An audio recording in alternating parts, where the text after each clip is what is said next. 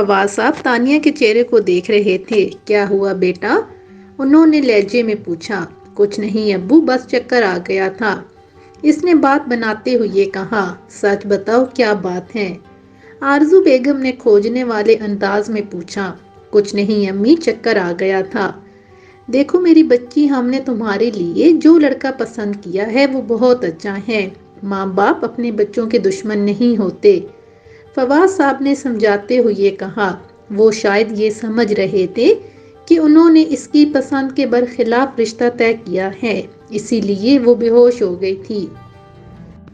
ان کی بات پر اس نے اپنا سر جھکا لیا، پھر قدرے توقف کے بعد بولی۔ ابو مجھے اس بات کا احساس ہے اور مجھے اس رشتے سے انکار نہیں ہے۔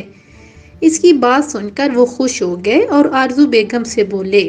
دیکھا بیگم، میں نے کہا تھا نا میری بچی انکار نہیں کرے گی۔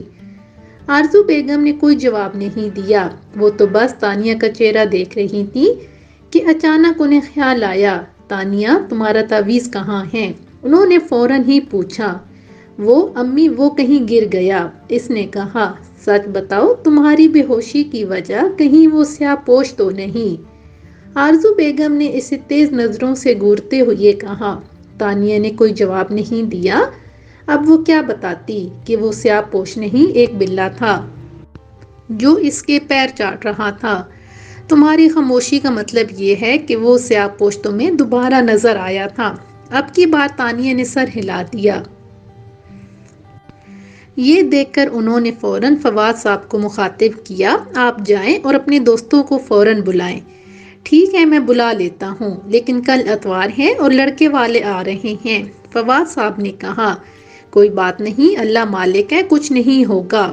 2 دن کے بعد بھی جب تانیہ یونیورسٹی میں نہ دکھائی دی تو سب سے زیادہ تشویش رمیز کو ہوئی اور وہ کیفیٹیریا پہنچ گیا جہاں نازیہ اپنے دوستوں کے ساتھ موجود تھی۔ وہ ان کے ساتھ بیٹھ گیا اور توقف کے بعد بولا۔ تانیہ کیوں نہیں آ رہی؟ اس کے استفسار پر نازیہ کے ہونٹوں پر پھیکی سی مسکراہٹ دوڑ گئی۔ یہ تو مجھے بھی معلوم نہیں، میں اس کے گھر گئی تھی مگر اس سے ملاقات نہیں ہو سکی تھی، وہ کسی کے گھر قرآن خوانی میں گئی ہوئی تھی۔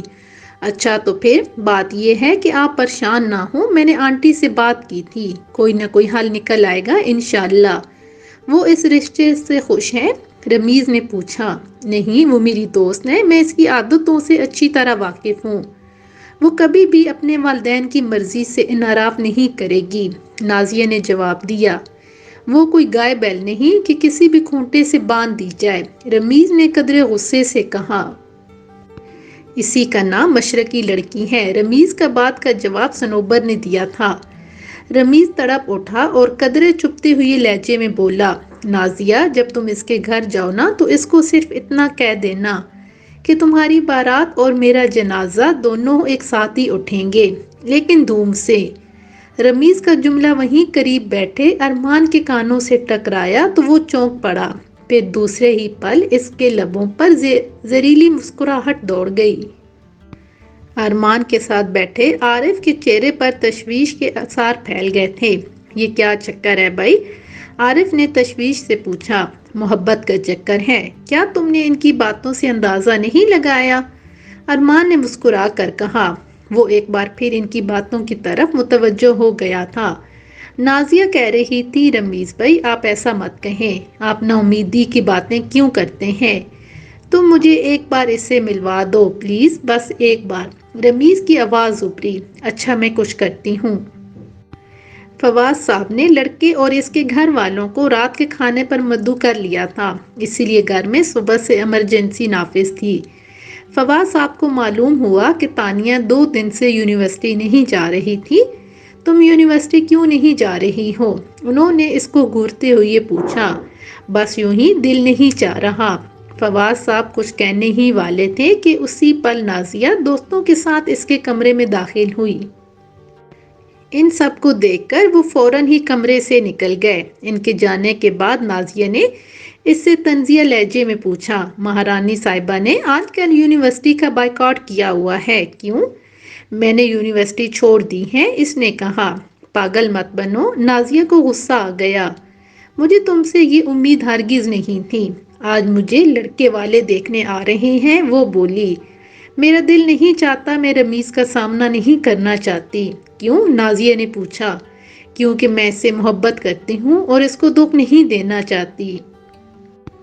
تانیہ کے منہ سے یہ جملے ادا ہوئے ہی تھے کہ ہلکی سی گھراہٹ سنائی دی جس میں غصے کا عنصر صاف محسوس کیا جا سکتا تھا۔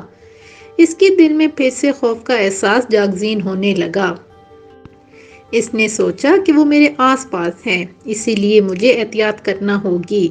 واہ، یہ کیسی محبت ہے جس میں ملن کا کوئی شوق ہی نہیں۔ صنوبر کا لہجہ طنزیہ تھا۔ تانیہ کی آنکھوں میں آنسو آ گئے۔ تانیہ، اس بات کی پرواہ نہ کرو کہ کوئی تمہیں دیکھنے آ رہا ہے، بس اتنا یاد رکھو کل سے تم یونیورسٹی آ رہی ہو۔ ایک بات اور، رمیز نے کہا ہے اگر تم یونیورسٹی نہ آئی تو وہ مر جائے گا۔ یہ سننا تھا کہ تانیہ تڑپ اٹھی۔ اس کو روتا دیکھ کر نازیہ نے اس کے قریب جا کر گلے لگاتے ہوئے پیار سے کہا، تم پریشان نہ ہو، اللہ پاک نے چاہا تو سب ٹھیک ہو جائے گا۔ پھر وہ لوگ جانے کے لیے اٹھ کر کمرے سے نکل آئیں۔ آرزو بیگم صحن میں صفائی میں مصروف تھیں۔ آنٹی، ہم لوگ مدد کریں؟ ارے نہیں بیٹی، آرزو بیگم مسکرا کر بولی، ہم نے تانیہ کو سمجھا دیا ہے، بس آپ کل اس کو یونیورسٹی بھیج دیں۔ بہت اچھا کام کیا تم نے بیٹا، آرزو بیگم نے سنجیدگی سے جواب دیا۔ شام ڈھلنے سے تھوڑی دیر پہلے ہی وقاص، اس کی والدہ اور خاندان کی 3 عورتیں تانیہ کو دیکھنے آ گئیں۔ وقاص کی والدہ تو کافی سیدھی سادی عورت معلوم ہو رہی تھیں، مگر ایک لڑکی جو صورت سے کافی تیز تراز معلوم ہو رہی تھی، تیز نگاہوں سے چاروں طرف کا جائزہ لینے میں مصروف تھی۔ ادھر ادھر کی باتیں ہوتی رہیں۔ اس کے بعد آرزو بیگم نے کھانا لگا دیا۔ تانیہ ان کی مدد کر رہی تھی۔ گلابی رنگ کے کرتے پاجامے میں وہ کسی اور ہی دنیا کی معلوم ہو رہی تھی۔ وقاص نے اس کو دیکھا اور دیکھتا ہی رہ گیا، جبکہ تانیہ نے اس کی طرف نظر اٹھا کر بھی نہ دیکھا۔ خواتین بھی اس کی خوبصورتی سے متاثر نظر آ رہی تھیں۔ کھانا لگا کر واپس کچن میں چلی گئی۔ ان لوگوں نے کھانے کا آغاز کیا، اس میں تانیہ شامل نہیں تھی۔ آنٹی، آپ کی بیٹی تو ماشاءاللہ بہت پیاری ہے، وقاص کی بہن نے ستائشی انداز میں کہا۔ ہماری کہاں، اب تو وہ آپ کی بیٹی ہے، فواد صاحب نے جواب دیا۔ یہ سن کر تانیہ دک رہ گئی۔ پھر تو جلدی ہی ہم اپنی بہو کو لے جائیں گے، وقاص کی امی نے کہا۔ ہاں انکل، پھر ہم اگلے ہفتے ہی تاریخ لینے آ رہے ہیں، وقاص کی بہن نے گویا اعلان کیا۔ ارے اتنی جلدی کیا ہے، ابھی تو وہ پڑھ رہی ہے، آرزو بیگم نے فوراً ہی بول پڑی۔ آپ کی بیٹی ہماری بہو بن کر بھی پڑھ سکتی ہے، وقاص کی ماں نے جواب دیا، اور ابھی ہم تو صرف نکاح کرنا چاہتے ہیں اور رخصتی سال بھر بعد۔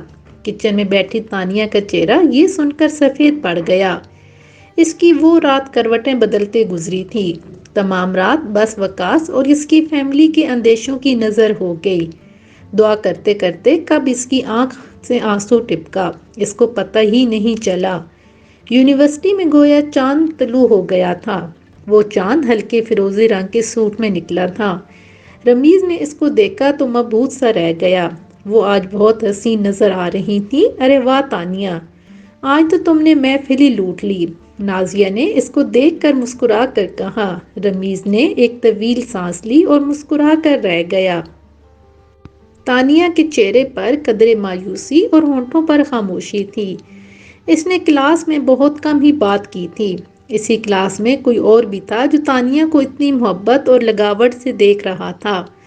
اس کے برابر میں عارف بھی موجود تھا، جو بغور یہ سب دیکھ رہا تھا۔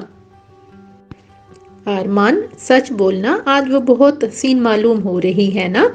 عارف نے ٹوکا دیا۔ ہاں، ارمان مسکرایا، آج تم تانیہ کو دیکھے جا رہے ہو۔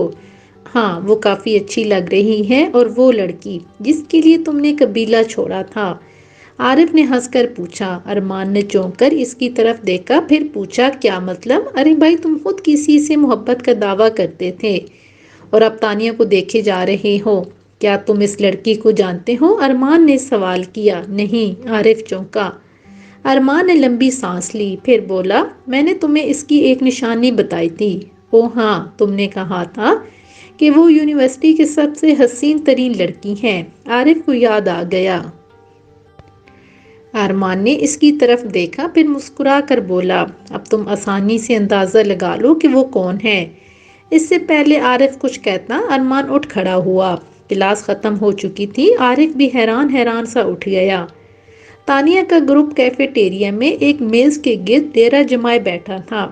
رمیز کی نظریں اس کے اوپر جمی تھی۔ تانیہ کو بڑی شرم محسوس ہو رہی تھی۔ اب بتاؤ کیا معاملہ ہوا؟ نازیہ نے پوچھا۔ ہونا کیا تھا، میں ان کو پسند آ گئی اور وہ ڈائریکٹ نکاح کریں گے اور 1 سال بعد رخصتی، تانیہ نے جواب دیا اور رمیز تڑپ کر رہ گیا۔ اور تم راضی ہو؟ اس کا لہجہ کافی تلخ تھا۔ سب نے اس کے لہجے کی تلخی کو محسوس کیا۔ تانیہ نے نظریں جھکا لیں۔ جواب دو، بولتی کیوں نہیں؟ تانیہ نے کوئی جواب نہ دیا، بس اپنی نم آنکھیں جھکائے بیٹھی رہی۔ دیکھو تانیہ، صنوبر بولی، یہ تمہاری زندگی ہے، اس کا فیصلہ بھی تم نے ہی کرنا ہے۔ اس کی بات پر تانیہ کو غصہ آ گیا اور وہ قدرے تیز لہجے میں بولی، ہاں مجھے رمیز سے پیار ہے، لیکن اس سے بھی زیادہ پیار مجھے اپنے ماں باپ سے ہے۔ یہ میں بات کس طرح بھول جاؤں؟ میں نے ان سے اپنے دل کی بات کہہ دی ہے۔ اب وہ نہیں مانتے تو میں ان کی خوشی کے لیے اپنی خوشی قربان کر دوں گی۔ اتنا کہتے ہی وہ رو پڑی، پھر یک دم اٹھ کھڑی ہوئی اور کیفیٹیریا سے باہر نکل گئی۔ اس کی سہیلیاں بھی اس کے پیچھے لپکیں، جبکہ رمیز وہاں اکیلا بیٹھا رہ گیا۔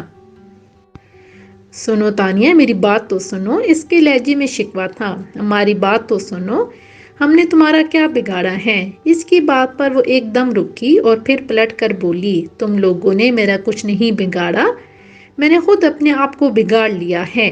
مایوسی کفر ہے میری جان، میرا دل کہہ رہا ہے کہ کوئی نہ کوئی راستہ ضرور نکلے گا۔ تانیہ طنزیہ انداز میں ہنسی، جھوٹیاں تسلیاں مت دو، میں سوچ بھی نہیں سکتی کہ میں رمیز کے بغیر رہ سکوں گی۔ اس نے آ بھرتے ہوئے کہا۔ اچھا سنو، میں بات کرتی ہوں تمہارے ابو سے، نازیہ نے کہا۔ کوئی فائدہ نہیں، وہ نہیں مانیں گے، وہ زبان کے بہت پکے ہیں، اللہ ضرور کوئی نہ کوئی راستہ نکالے گا۔ وہ بڑا ہی کارساز ہے، صنوبر نے کہا۔ اس رب پر ہی تو بھروسہ ہے مجھے، تانیہ سر ہلا کر سنجیدگی سے بولی۔ رمیز نے حیرت سے اس کی طرف دیکھا۔ یہ ارمان تھا، جس کے ہونٹوں پر دوستانہ مسکراہٹ تھی۔ ارمان سے اس کی پہلی ملاقات اس وقت ہوئی تھی جب اس نے یونیورسٹی میں قدم رکھا تھا، اور دوسری ملاقات پروفیسر احمد کے گھر پر ہوئی تھی، جہاں وہ بڑی بے خوفی سے اس اسیب زردہ عمارت میں گیا تھا۔ وہ خود کو اتنا لیے دیے رکھتا تھا کہ عارف کے سوا کسی سے بھی بات نہیں کرتا تھا، اور آج وہ اس کے سامنے تھا اور اس کے ہونٹوں پر مسکراہٹ پھیلی ہوئی تھی۔ کیا میں یہاں بیٹھ سکتا ہوں؟ اس نے نرم لہجے میں کہا۔ ضرور، رمیز نے الجھن کے عالم میں سر ہلایا اور ارمان بیٹھ گیا۔ چائے یا کافی؟ اس نے مسکرا کر پوچھا۔ کچھ نہیں، دل نہیں چاہ رہا ابھی، مگر میرا دل تو چاہ رہا ہے، پھر آرام سے بات بھی ہوگی۔ کون سی بات؟ یہ تو چائے کے دوران ہی معلوم ہوگا، ارمان ہنسا۔ ٹھیک ہے، پھر منگوا لو، مگر اپنے لیے۔ ارمان نے ہنس کر سر ہلایا اور چائے پراٹھے کا آرڈر دے دیا۔ رمیز مسلسل الجھن میں تھا کہ وہ آخر بات کیا کرنا چاہتا ہے۔ آرڈر آنے تک دونوں خاموش بیٹھے رہے۔ تم سوچ سکتے ہو میں تم سے کیا بات کروں گا؟ اس نے چائے کی چسکی لیتے ہوئے کہا۔ نہیں، مجھے کیا پتا، رمیز نے اکتائے ہوئے لہجے میں کہا۔ میں تم سے محبت کے بارے میں بات کرنا چاہتا ہوں۔ محبت کے بارے میں؟ ہاں، محبت کے بارے میں۔ میں جانتا ہوں تم تانیہ سے محبت کرتے ہو۔ تم کیسے جانتے ہو؟ رمیز نے حیرت سے پوچھا۔ وہ زور سے ہنسا اور بولا، دوست میں سب کچھ جانتا ہوں، تمہاری ساری باتیں میں نے اسی کیفے میں بیٹھ کر سنی ہیں۔ اچھا، رمیز نے ٹھنڈی سانس لے کر کہا۔ اب یہ بتاؤ، تم تانیہ سے واقعی محبت کرتے ہو؟ ہاں، اپنی جان سے بھی زیادہ۔ اس کے لہجے میں چٹانوں کی سی سختی تھی۔ یہ سن کر ارمان ہنس پڑا اور بولا، دوست، محبت کے بارے میں میرا صرف اتنا موقف ہے کہ تم جس سے پیار کرتے ہو وہ صرف تمہاری ہے بس۔ اگر میں کسی سے محبت کرتا ہوں تو اس کو ہر قیمت پر حاصل کروں گا، چاہے مجھے کسی کی جان ہی کیوں نہ لینی پڑے۔ اس کے لہجے میں مضبوطی تھی۔ اچھا، رمیز نے چونک کر اس کی طرف دیکھا۔ بالکل، شاید تم اس سے اتنا پیار نہیں کرتے، ارمان نے پوچھا۔ یہ بات نہیں ہے، بات یہ ہے کہ یہ تانیہ کے گھر والوں کا معاملہ ہے۔ اگر ایسا نہ ہوتا تو میں اس کو ضرور حاصل کر لیتا۔ او اچھا، ارمان نے اسٹائل سے سر ہلایا۔ رمیز اس کے او سے اندازہ نہ کر سکا کہ وہ طنز کا اظہار تھا یا حیرت کا۔ میں تمہاری مدد کر سکتا ہوں رمیز، کیونکہ تم میری پہلی ملاقات میں مجھ سے اچھے طریقے سے پیش آئے تھے۔ مجھے اس بات کا بدلہ چکانا ہے۔ او ہاں، مجھے تمہاری پہلی ملاقات یاد ہے، تم نے کہا تھا تانیہ سے سوری کروں گا۔ ہاں، مگر میں نے تانیہ سے سوری تو نہیں کیا، لیکن تمہارے کام ضرور آ سکتا ہوں۔ تم کیا کرو گے؟ یاد ہے نا، میں نے تم سے پہلی ملاقات میں کہا تھا کوئی کام بھی میرے لیے ناممکن نہیں۔ ہاں مجھے یاد ہے، بس پھر تم مجھے اس لڑکے کا موبائل نمبر لے دو جس سے تانیہ کا رشتہ طے ہوا ہے، پھر دیکھو میرا چمتکار۔ ارمان پر اصرار مسکراہٹ کے ساتھ بولا اور رمیز سوچنے لگا، لیکن تم کیا کرو گے؟ کیا؟ وہ جلا گیا۔ یار تم گڑ کھاؤ جاؤ اور اچار میرے لیے چھوڑ دو۔ اتنا کہہ کر وہ اٹھ کھڑا ہوا اور تیز تیز قدم اٹھاتا ہوا باہر نکل گیا۔ تانیہ نے بڑی مشکلوں سے وقاص کا موبائل نمبر حاصل کر کے رمیز کو دیا تھا۔ اس کو ڈر تھا کہ کہیں رمیز اس سے لڑ نہ پڑے، مگر اس نے تسلی دی کہ ایسا کچھ نہیں ہوگا۔ گھر آنے کے بعد وہ انہی سوچوں میں گم تھی کہ اتنے میں آرزو بیگم کمرے میں داخل ہوئی۔ کیسا رہا آج کا دن؟ ٹھیک ہی تھا، اس نے گول مول جواب دیا۔ اس لڑکے نے تم سے کچھ کہا تو نہیں؟ نہیں امی، وہ بیچارہ اب کیا بولے گا، لیکن میں نے فیصلہ کر لیا ہے کہ میں اب یونیورسٹی نہیں جاؤں گی۔ پھر وہی بات، آرزو بیگم نے قدرے غصے سے کہا۔ کیا اس نے تم سے کچھ کہا ہے؟ نہیں۔ پھر اچانک، بس میں نے کہا نا امی، میں گھر میں ہی ٹھیک ہوں، وہ چڑچڑاہٹ کا مظاہرہ کرتے ہوئے بولی تو آرزو بیگم خاموش ہو گئی۔ پھر کچھ ہی لمحے بعد وہ کسی سوچ پر چونک اٹھی۔ تانیہ، کیا وہ سیاہ پوش تمہیں دوبارہ پھر نظر آیا تھا؟ سیاہ پوش کے نام پر تانیہ سہم گئی۔ اس کو وہی بلا یاد آ گیا جو اسی کی طرح سیاہ تھا۔ کہیں ایسا تو نہیں کہ سیاہ پوش اور بلا ایک ہی شخصیت کے دو مختلف روپ ہوں؟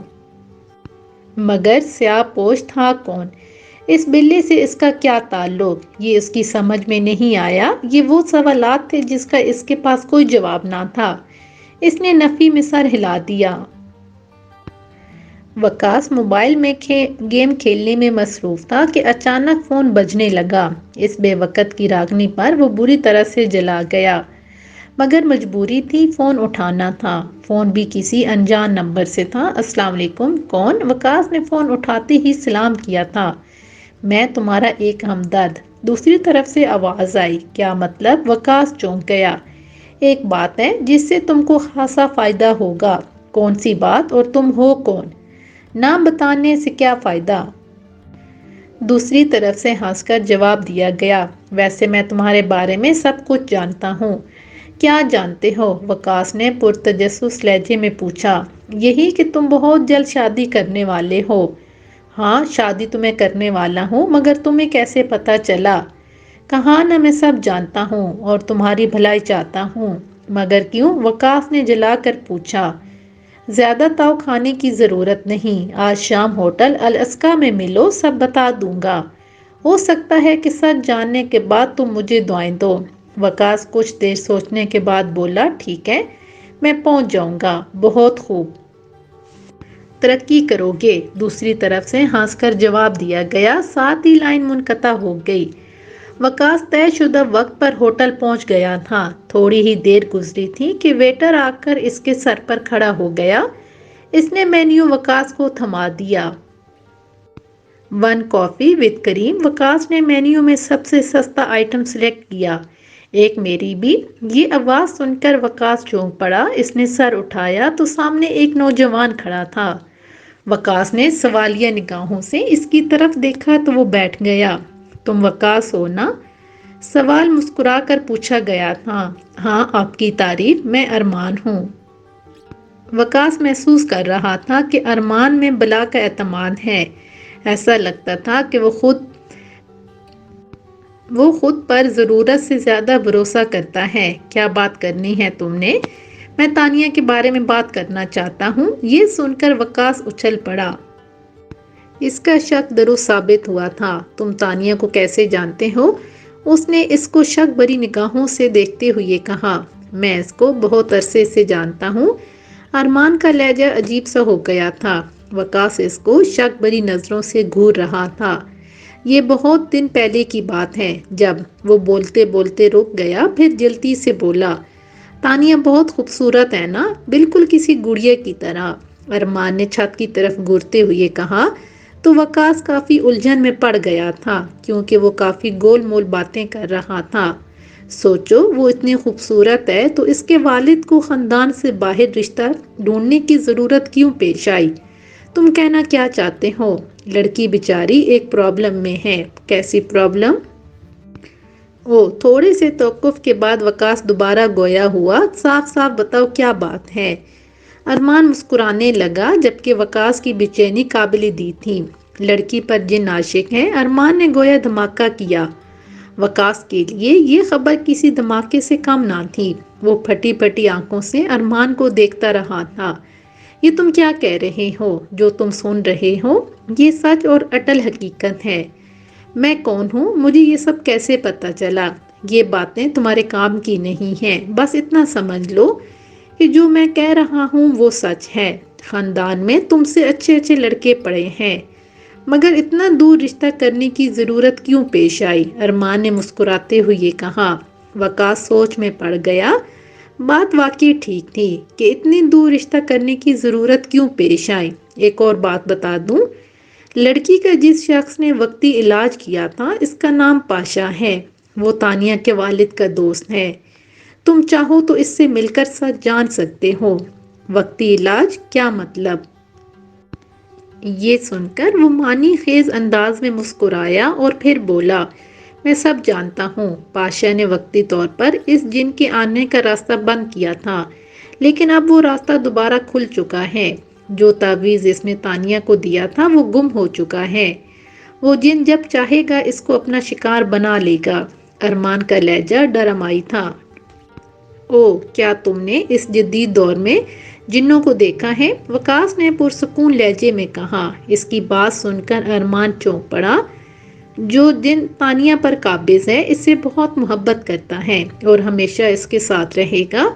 اس کو ہرانا ناممکن ہے، اس لیے بیٹا کنارہ کر لو تو زیادہ بہتر ہے۔ اور ہاں، میرے بارے میں کسی سے ذکر مت کرنا۔ اتنا کہہ کر ارمان اٹھ کھڑا ہوا اور وقاص حیرت سے اس کو جاتے ہوئے دیکھتا رہا۔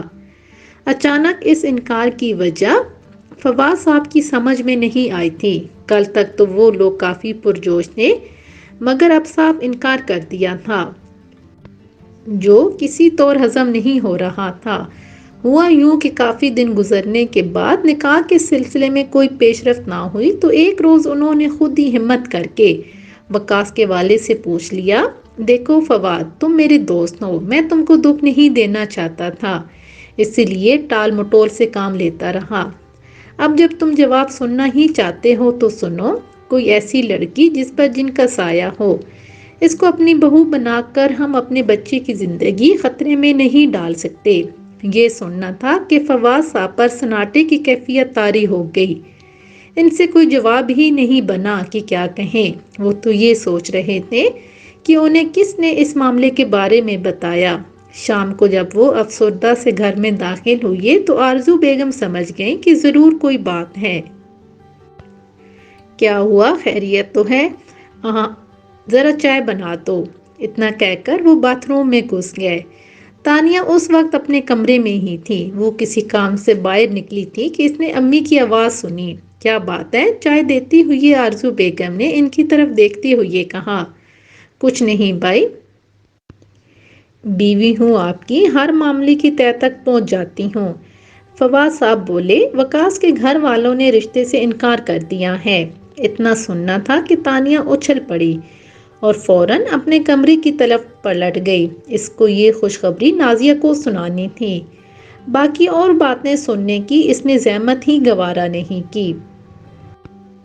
آرزو بیگم کے لیے یہ تعجب کی بات نہ تھی، بلکہ باعث مسرت تھا کیونکہ وہ دل سے چاہتی تھیں کہ یہ رشتہ نہ ہو۔ تو انہوں نے وجہ کیا بتائی؟ انہوں نے بغیر کسی تاثر کے پوچھا۔ وہ کسی ایسی لڑکی کو اپنی بہو نہیں بنانا چاہتے جس پر کسی جن کا سایہ ہو۔ فواد صاحب نے دھماکہ کرتے ہوئے کہا۔ یہ بات ان کو کیسے پتہ چلی؟ انہوں نے حیرت سے پوچھا۔ پتہ نہیں، فواد صاحب تشویش بھرے انداز میں بولے۔ اب معلوم تو کریں اور پھر آغا کو بھی بلا لیں۔ اگر یہ بات کسی اور کو معلوم ہوئی تو کون شادی کرے گا تانیہ سے؟ فواد صاحب نے فکر مند لہجے میں کہا۔ ایک لڑکا ہے جسے ہماری بچی پسند کرتی ہے۔ آرزو بیگم نے موقع دے کر رمیز کی بات کی۔ فواد صاحب سوالیہ نظروں سے ان کی طرف دیکھنے لگے، پھر بولے، اگر اس نے بھی مسترد کر دیا تو؟ اگر وہ ہماری تانیہ کو سچے دل سے پسند کرتا ہے تو حقیقت معلوم ہونے پر بھی وہ اس سے مسترد نہیں کرے گا۔ آرزو بیگم نے سکون بھرے لہجے میں کہا۔ ٹھیک ہے، مجھے سوچنے دو، پھر بتاتا ہوں۔ فواد صاحب پھیکی سی مسکراہٹ سے بولے اور آنکھیں بند کر کے کچھ سوچنے لگے۔